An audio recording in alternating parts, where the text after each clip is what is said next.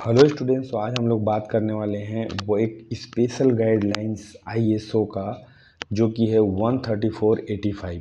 ठीक है ना। तो जो भी इंटरनेशनल स्टैंडर्ड ऑर्गेनाइजेशन का 13485 जो गाइडलाइंस है वो स्पेशली आपके सिलेबस में दिया हुआ है। तो इसके बारे में समझेंगे। ये मेडिकल डिवाइस के लिए होता है, तो किस तरह से इसको मेंटेन किया जाना चाहिए और क्या कहती है ये guidelines. ISO 13485 is a quality management system standards specifically designed for the medical device industry. ठीक है। It is passed on ISO 9001 standards. It includes additional requirements specific to medical devices. The standards focus on ensuring the quality and safety of medical devices throughout their entire life cycle. अब कोई भी machine है, कोई भी equipment है, कोई भी medical device है, चाहे वो माइक्रोस्कोप हो, चाहे वो एमआरआई हो, सीटी स्कैन हो, एक्सरे हो, या फिर कोई और अलग तरीके का डिवाइस हो, तो उसके लिए किस तरह की गाइडलाइंस होनी चाहिए, वह अपने जो क्वालिटी एट्रीब्यूट्स है, क्वालिटी पैरामीटर्स है, उसको किस तरह से मेंटेन करेगा। ठीक है। इसके की प्रिंसिपल्स हैं कस्टमर फोकस। ठीक है। Understand customer needs and expectations, क्योंकि कोई भी मतलब इंजरी जो है वो बहुत डीपली हो सकता है। What kind of cancer patients are coming now it is भी, क्योंकि 10 साल पहले जो मेडिकल डिवाइस यूज होता था वो आजकल पूरा चेंज हो गया है। तो उसके हिसाब से, क्योंकि बीमारियां भी चेंज हो गई हैं, आज के कस्टमर की, आज के कंज्यूमर की नीड्स अलग है, तो उसके हिसाब से वो डिज़ाइन होना चाहिए। उसके बाद लीडरशिप। ठीक है। Establish a quality policy and objective. तो जो भी क्वालिटी पॉलिसी रहेगा तभी उसके तहत वो डिवाइस सही तरीके से बनेगा। उसकी ऑब्जेक्टिव क्या है, मान लो एक्सरे है, तो एक्सरे मतलब किस लेवल का एक्सरे। ठीक है। Different part of the body में suffer from different types of pathological और मे be physiological changes, so that should be objective basis. ठीक है। and then improvement, then continuously improve the quality management system of the medical devices. That is the principle कि लगातार, जैसे कि मैंने बोला 10 साल पहले की डिवाइस अलग थी, आज के क्वालिटी मैनेजमेंट अलग होने वाली है, तो ये कंटिन्यूस इम्प्रूवमेंट प्रोसेस होना चाहिए। Process approach, identify, implement and control process. ठीक है, कि जो भी प्रक्रिया हम इन्वॉल्व कर रहे हैं during the treatment, during the discovery, तो दैट शुड बी, मतलब आइडेंटिफाई करना है उसको कि क्या प्रॉब्लम है, किस तरह से इसको मतलब इम्प्लीमेंट करने से और कंट्रोल कर पाएंगे हम प्रोसेस को। Decision making, make the decision based on the data and evidence. जो भी क्लिनिकल एविडेंस जनरेट हुआ है, क्लिनिकल डेटा जनरेट हुआ है, उसके हिसाब से डिसीजन लेना जाना चाहिए कि अब इस डिवाइस में किस तरह की परिवर्तन की ज़रूरत है, लाइक दैट। इसके बाद आता है आपका आईएसओ का रिक्वायरमेंट, जो 13485 है। इसके क्या क्या रिक्वायरमेंट हैं। इसमें पहला है quality management system. Establish, implement and maintain a quality management system.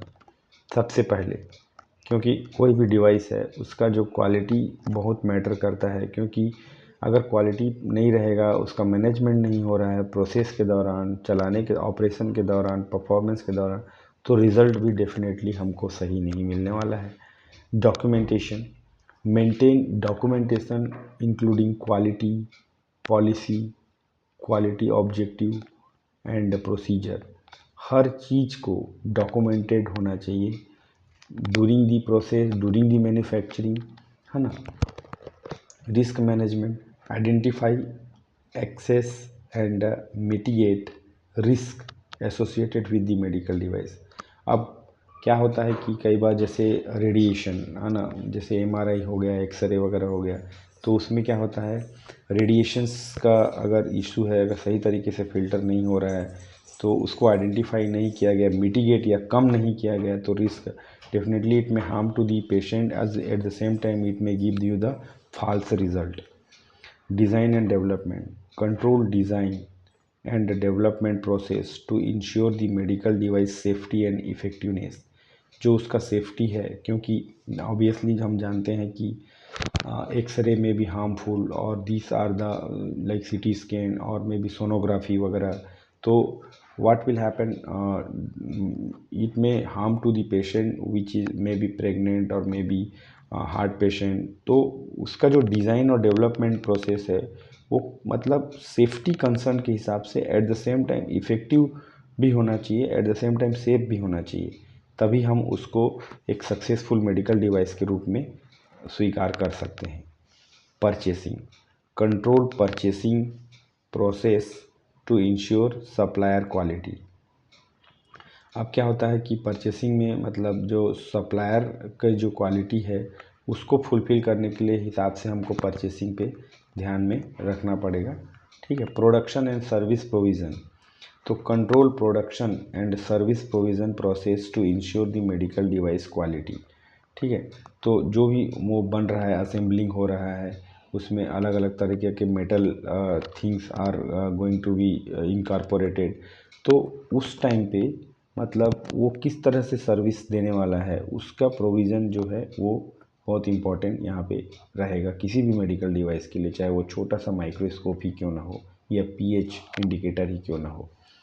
Control of monitoring and measuring equipment, अब जो इक्विपमेंट है, मेडिकल डिवाइस है, उसको definitely we have to monitor properly, like calibration and maintain the monitoring and measuring equipment. या pH meter है या microscope है या फिर इंक्यूबेटर है कल्चर मीडिया डेवलप करने के लिए, है ना, यूरिन सैंपल से या ब्लड सैंपल से, इट में बी सीटी स्कैन। तो क्योंकि ये देख हम छोटे से छोटे पीएच को कितना कैलिब्रेशन करते हैं और तब जाके हम उसमें एक अच्छे रीडिंग की उम्मीद रखते हैं।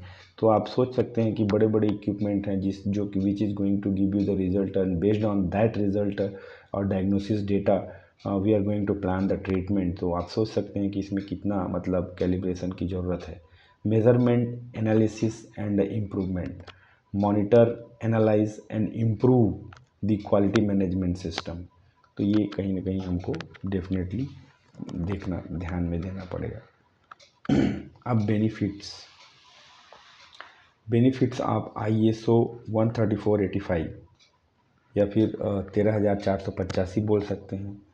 सर्टिफिकेशन, कोई भी कंपनी को इसका जो सर्टिफिकेशन अगर लेती है इस पर्टिकुलर 13485 से, तो उसकी कंपनी की क्या फ़ायदे होने चाहिए और eight the same time the consumer का। इम्प्रूव्ड क्वालिटी, अगर ऊपर दिए गए पॉइंट्स में अगर कोई भी मैन्युफैक्चरिंग मेडिकल डिवाइस की मैन्युफैक्चरिंग कंपनी काम करती है तो वो क्या कर पाएगी, enhance the quality and safety of medical device. अगर वो छोटा सा माइक्रोस्कोप या एक्सरे मशीन ही क्यों ना हो, वो उस मामले में अगर उन पॉइंट्स पे काम करेगी तो उसकी क्वालिटी और सेफ्टी तो डेफिनेटली इन्हेंस होनी ही है। इंक्रीज्ड कस्टमर सेटिस्फेक्शन, अब क्या है कि देखे होंगे आप कई डायग्नोस्टिक सेंटर पे लोगों का भरोसा नहीं रहता है कि यहाँ जो रिज़ल्ट आता है और दूसरे जगह जब वो करवाते हैं तो वो रिज़ल्ट में बहुत फ़र्क रहता है ना। तो meet customer needs and expectation, तो आजकल जो मैं बताया कि पेशेंट का स्टाइल चेंज हो गया है, आजकल अलग तरह के पेशेंट आते हैं, अलग अलग तरह का कैंसर डिटरमिन हो गया है, अलग अलग वायरस डिटरमिन हो गया है। तो कहीं ना कहीं वहाँ पे कस्टमर नीड चेंज हो गई है, उनकी एक्सपेक्टेशन चेंज हो गई है कि एक बार हम ब्लड दिए तो हमें सारे रिपोर्ट चाहिए, triglycerides, glucose, cholesterol, lipid profile, liver profile, सब, है ना। तो मतलब उस हिसाब से हमको अपने जो भी डायग्नोस्टिक टूल है इस्तेमाल करना होगा कि with the minimum sample we can have the maximum result at the same time. Regulatory compliances, अब रेगुलेटरी डेफिनेटली जो मेडिकल रेगुलेटरी अथॉरिटीज़ हैं वो demonstrate compliance with the regulatory requirement. तो वो कहीं ना कहीं वो मेडिकल जो इक्विपमेंट है उसका इंस्पेक्शन होने जाना है बाय द रेगुलेटरी अथॉरिटीज़। तो वहाँ पे जो भी कंप्लायंसेस है उन पे टैकल करने की उनमें जो कैपेबिलिटी है वो बढ़ जाएगी अगर वो ISO 13485 के गाइडलाइंस में चलते हैं या सर्टिफिकेशन में रहते हैं। तो competitive advantage, differentiate your organisation from the competitors, अगर एक कंपनी जो बनाती है एक ही एक्सरा मशीन जो कि ISO 13485 से सर्टिफाइड नहीं है और एक कंपनी 13485 से सर्टिफाइड है, तो उसकी जो मतलब इक्विपमेंट है उसकी वैल्यू ज़्यादा रहेगी। ज़्यादा हॉस्पिटल्स या medical professionals they will prefer to purchase that one which is maintaining the quality, है ना। Improved efficiency, definitely efficiency is very streamline the process and reduce wastage. तो ये सब चीज़ देखने को मिलेगा। ये सब फायदे हैं मतलब ISO 13485 से सर्टिफाइड होने का मेडिकल डिवाइस मैन्युफैक्चरिंग इंडस्ट्रीज़ को। ठीक है। सर्टिफिकेशन प्रोसेस कैसा रहता है? पहले तो होता है gap analysis, identify gap between current process and ISO 13485 equipments. ठीक है, तो सॉरी रिक्वायरमेंट्स। ठीक है, तो इसका जो रिक्वायरमेंट्स है और अभी जो करंट चल रहा है वो दोनों में क्या गैप है, क्या लिमिटेशंस है, उसको आइडेंटिफाई करना पड़ेगा। उसके बाद implement change to meet ISO 13485 requirements. Then internal audit करना है, conduct the internal audits to ensure the compliances, कि जो भी कंपनी के द्वारा ही अपने इक्विपमेंट्स को डिवाइसेस को चेक करना होगा। सर्टिफिकेशन ऑडिट, फिर उसके बाद कंडक्ट है certification audit with the register और सर्टिफिकेशन रिव्यू ISO 13485 सर्टिफिकेशन। ठीक है, तो इसके इस तहत में ही इसके फॉलो करने के बाद we can go for the certification process.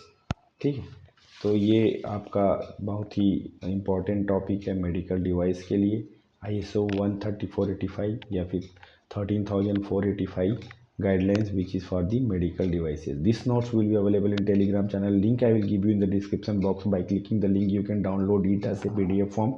If you want you can read it directly from these notes or you can prepare your own notes. Thank you. Bye bye.